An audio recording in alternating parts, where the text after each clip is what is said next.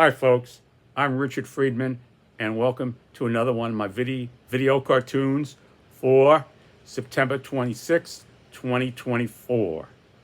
Today, President Zelensky of Ukraine met with President Biden, Joe Biden, at the White House, and they discussed that we are giving them aid and a significant amount of aid, millions of dollars, and support for them to fight for their freedom against the Russian invasion.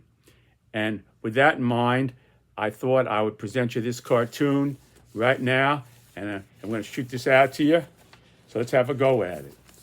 This is the cartoon here. I'm going to read this to you. Here's J.D. Vance. And what President Biden said today is this plan that he represented to be what President Trump plans to do without saying anything. President Trump hasn't said what his plan is, but he said it looks like President Trump's plan, which is just the opposite of what Biden spoke about today. So I thought I'd shoot this out to you, this video cartoon. So here's Vance a little while ago, a few days ago, and this is what he said. Basically, I'm going to read this to you.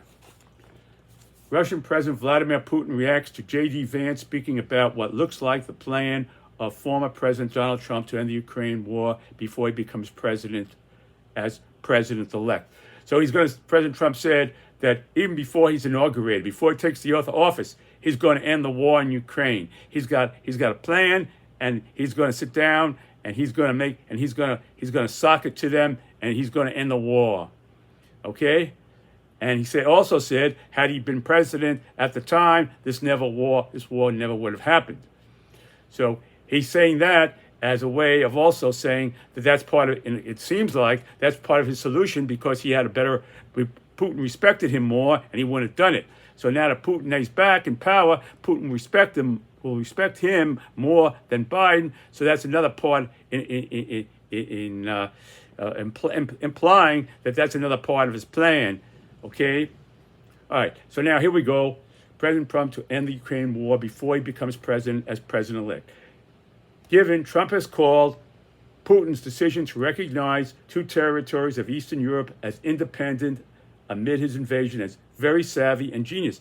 So President Trump said, basically, he complimented Putin on his invasion strategy of saying it was very savvy and genius, because what basically he said was it was at war. He came in there to fight for the independence of this eastern section of Ukraine. He was fighting for independence on behalf of the Russians who were there and some other people who wanted him there, and he came in there fighting for their independence. So that was his way of putting it. He didn't say it was a war. He didn't want anybody to use that word. This is a special action for the independence of Ukraine. So that's the way President Putin framed it. You see, and on September 17th, this is historical, and on September 17th, 1939, the Soviet Union invaded Poland after Nazi Germany invaded. So the Russians immediately seized the opportunity. They made a deal with the Nazis to come in and carve up Poland. In other words, Poland has always been historically something that the Russian people felt. The Russian leaders throughout history have felt that Russia had a right to at least have a sphere of influence over. Minimum, a sphere of influence where they would control the leaders and they would control things what happened there without officially taking it over, or at a minimum, but to have tremendous influence over Poland. So this is intrinsic, okay, with the leaders of Russia. And given the October 6, 1976 debate gaffe of President Gerald Ford on Poland. Now, I want to show you that right now. This was a mistake that cost even more than pardoning Richard Nixon, which Ford did as soon as he came in office, and he was Nixon's vice president. Nixon picked him to be vice president after Agnew, his former vice president, was was removed for things that deals that he was made that they alleged were wrong. So rather than face that, he resigned. Spiro Agnew resigned, and then he picked Gerald Ford, and General Ford inevitably, when Richard Nixon was forced to resign over Watergate, Ford pardoned him. What I'm saying here is this was even more a mistake, because on October 6, 1976, in this debate that they had, because now Ford was running to establish his own presidency, being elected, and he was after basically serving about 2 years or so. But what happened here is Jimmy Carter, who was the antithesis of Nixon, seemed very attractive to the American people. He liked to be referred to himself as President Jimmy and stuff like that, and he was very down to earth and homespun. So he was there, and he was a viable candidate for the president. He got the nomination, and they were debating. You see, so he made a mistake, and he said that the Russians had no influence over Poland during that time. That was October 6, 1976, and that was completely wrong. They had a tremendous influence, and everybody looked at each other and said, "This guy don't know what's going on." So I want to show you that from back then here. So let me see if I can bring that up. Here it is. Here it is. Here we got it.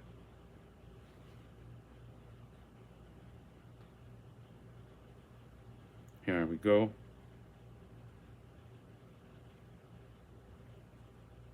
They used to brag back in Khrushchev's day that because of their greater patience and because of our greed for business deals, that they would sooner or later get. If we turn to Helsinki, I'm glad you... Wait. Okay. See, this is always happening here. Let's see, we bring it back here. Yeah. Okay, here. You raised it, Mr. Franco. In the case of Helsinki, 35 nations signed an agreement, including the Secretary of State for the Vatican. I can't under any circumstances believe that His Holiness the Pope would agree, by signing that agreement, that the 35 nations have turned over to the Warsaw Pact nations the domination of Eastern Europe. It just isn't true. And if Mr. Carter alleges that His Holiness, by signing that, has done it, he is totally inaccurate. Now, what has been accomplished by the Helsinki Agreement? Number one, we have an agreement where they notify us and we notify them of any military maneuvers that are to be undertaken. They have done it in both cases where they've done so. There is no Soviet domination of Eastern Europe, and there never will be under a Ford administration. I'm sorry, could I just follow? Did I understand you to say, sir, that the Russians are not using Eastern Europe as their own sphere of influence and occupying most of the countries there and making sure with their troops that it's a communist zone, whereas on our side of the line, the Italians and the French are still flirting with... I don't believe, Mr. Franco, that the Yugoslavians consider themselves dominated by the Soviet Union. I don't believe that the Romanians consider themselves dominated by the Soviet Union. I don't believe that the Poles consider themselves dominated by the Soviet Union. That was his mistake when he said about the Poles. Is independent, autonomous. It has its own territorial integrity. And the United States does not concede that those countries are under the domination of the Soviet Union. As a matter of fact, I visited Poland, Yugoslavia, and Romania to make certain that the people of those countries understood that the President of the United States and the people of the United States are dedicated to their independence, their autonomy, and their freedom. Governor Carter, I have your response. Well, the first place, I'm not criticizing His Holiness the Pope. I was talking about Mr. Ford. The fact is that secrecy has surrounded the decisions made by the Ford administration. In the case of the Helsinki Agreement, it may have been a good agreement at the beginning, but we have failed to enforce the so-called Basket 3 part, which ensures the right of people to migrate, to join their families, to be free, to speak out. The Soviet Union is still jamming Radio Free Europe. Radio Free Europe is being jammed. We've also seen a very serious problem with the so-called Sonnenfeld document, which apparently Mr. Ford has just endorsed, which said that there's an organic linkage between the Eastern European countries and the Soviet Union. And I would like to see Mr. Ford convince the Polish Americans and the Czech Americans and the Hungarian Americans in this country that those countries don't live under the domination and supervision of the Soviet Union behind the Iron Curtain. We also have seen Mr. Ford exclude himself from access to the public. He hasn't had a tough cross-examination type press conference in over 30 days. All right, that's it. Okay, folks. So that was basically it. That was basically it. That was basically it. That was it. That was the slip that Carter made that perhaps cost him the election. Even more than pardoning Richard Nixon is that he seemed out of touch with reality. That indeed Poland was very dominated by the Soviet Union on that time. In that year 1976, with that October debate, at that moment in time. Okay, so that was it. For after that, it really did not look good for President Ford, and so I want to make the point here that this goes again, like I said, this is historical. That the Russians have had an influence, have had an appetite for Poland. Okay. Now here is what I did here. Now again, Vance is saying that he wants a demarcation line here, and that on the conditions, this is the battle conditions, will be frozen. The territories that the Russians have captured would be frozen here, frozen. The red territories, those here, would be frozen. I drew Poland as red because down the road here, I'm saying that Poland, that Putin could eventually invade Poland, and also make a U-turn and go back and take the rest of Ukraine up to their demarcation line, and then leave Ukraine the balance of land that would amount to the state of Georgia. So you see, that would be here. You see, that would be it for Ukraine. For a little while anyway. So what I'm saying here basically is that I'm putting myself, based upon what I've read in history and what's happened here, I've kind of making like a prediction of what could happen.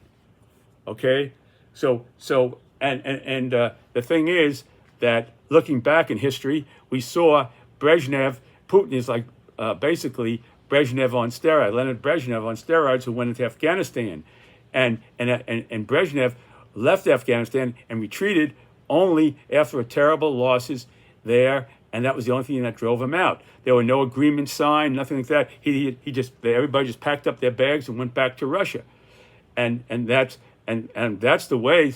Sadly, that's the way it's going to have to. The only way there could be any peace for Ukraine, if that were to happen in Ukraine.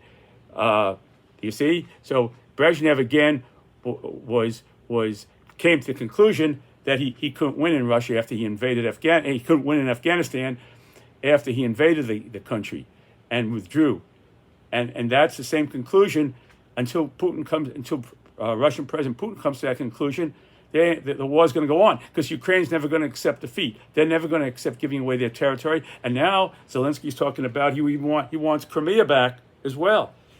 So the Crimea they took under Obama in 2014. You know, so basically it's been a progression. This is all part of the progression. So if they took Crimea, then they take this, then they go here, and then it's a progression over the years, and then they come in to Poland. This, see, they go to Poland, take Poland, make a U-turn, and come back in and take over the rest of Ukraine, and stop at the demarcation line, take everything else, and leave Ukraine, the territory the size of Georgia. That would be right here. That would be Ukraine, what's left of it, temporarily, you know. So what I'm saying here, this is it. Now you can see here, I say that because, again, going back to the second invasion, Putin tried to take Kiev. He wanted to go through Belarus, take Kiev, and decapitate the regime, the leadership, the leadership of Ukraine, but it didn't work. So this time he would most likely go into Poland, and take Poland, make a U-turn, and come back and come this way, and make a mockery of that demarcation, demilitarized zone, and everybody would be there while all this would be happening, and they just stay at the line, and that would be it, and they'd stop at the line. And so that's what I'm saying here. That's what could happen based upon historically speaking. So here is Putin in thinking about this to himself, about his plan, about what J.D. Vance says, and responding to that. And here it is. And Putin is saying to himself, this demarcation zone will work pretty good with President Trump. Trump will be okay with it. And I don't blow up any nuke plants if Poland and Ukraine up to demarcation zone here Russia get. So if Russia gets everything else, and the United States doesn't do anything about it, then he won't threaten to blow up the Zaporizhzhia power, which is the largest nuclear plant in at least one of the largest nuclear plants in Europe. Here it is. See, and that's in the red territory. So what I'm saying to you is that Putin is always going to use something to get what he wants, and he's ruthless about it, and so it won't end. And then he'll go on perhaps to take another country after Poland in the Baltics, you know. So what I'm saying to you is that I'm saying to you, decide. That's what I'm saying. You decide. I don't want to draw any conclusions. I'm giving you the facts and the historical analysis and projecting based upon historical analysis of what could happen. Let's leave it at that. Okay? I don't want to cross the line between being a cartoonist and being a political commentator. I want to stay as a cartoonist. Okay? So that's it here. Okay? So the idea here being that this is it. Here's J.D. Vance's plan, and this is Putin's reaction to J.D. Vance's plan of what he would be thinking about, perhaps based on history. Okay, all right, folks. I want to thank you very much for watching my political cartoon video today, and I have to say that I hope that things work out in the Middle East. They're getting worse and worse every day. It's escalating now. The Russians want their people safe in that section of land, in close proximity to Lebanon, where they're lobbing stuff there, and it looks like they're preparing for an invasion of ground forces, and that's going to escalate. And I don't know what to say. I don't know what to say except we have to pray that somehow that rational minds prevail, and that they can learn to live together and settle this thing here. And the people, the Lebanese, it's not the Lebanese people they're at war with, it's the Hezbollah who are occupying that territory, much the same as Hamas was. And that's why it's so strong. It's strong that we have to support governments being strong in their territories so that they're not compromised. So once you have a section of a country that's compromised, you're basically creating another country that's not it's not a country, but it's another entity, another military entity. So the nations of the world have to secure the countries that exist and make it more stabilization in the world, so that territories aren't taken over, and that's a responsibility of the world to see that doesn't happen, you know. So that's all I have to say, and I'll say it again. God bless you. God bless America, and God watch over all our troops. And we are sending troops over there now, and that's a sign that we have a carrier force fleet over there, and that's a sign of escalation, and that's just the way it's going. So let's pray for our troops. God bless you. God bless America. Thanks for watching my video. I'll see you next time, folks. Take care. Bye.